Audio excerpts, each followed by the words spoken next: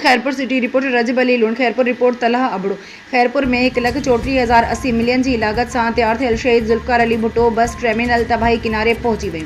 मुसाफ़िर पीअण जे पाणी जे लाइ परेशान। स्ट्रीट लाइटूं सालनि खां बंद। इंचार्ज पारां टर्मिनल जा ट्रांसफार्मर ठीके ते ॾेई छॾिया। केतिरनि मुसाफ़िर गाॾियुनि सफ़ाई सुथराई ऐं मिठे पाणी जी खोट सबबि स्टॉप मटाए छॾिया।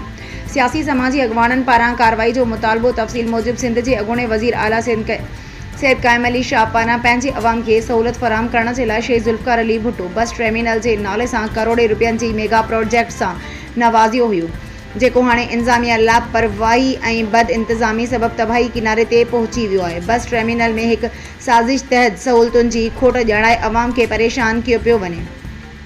उन सिलसिले में खैरपुर जे सियासी समाजी अॻवान एडवोकेट शहबाज़ अली जिस्काणी, नबी बख्श कटोहर, अकबर अबड़ो साफ़िन सां ॻाल्हाईंदे चयो त 1,34,080 मिलियन जी लागत सां तैयार थियल बस टर्मिनल इंचार्जनि जे करप्शन सबबि खंडरात जो ॾेई रहियूं आहिनि। हिननि चयो त बस टर्मिनल में मौजूदु स्ट्रीट लाइटूं सालनि खां बंदि पियल आहिनि, जिन सबबि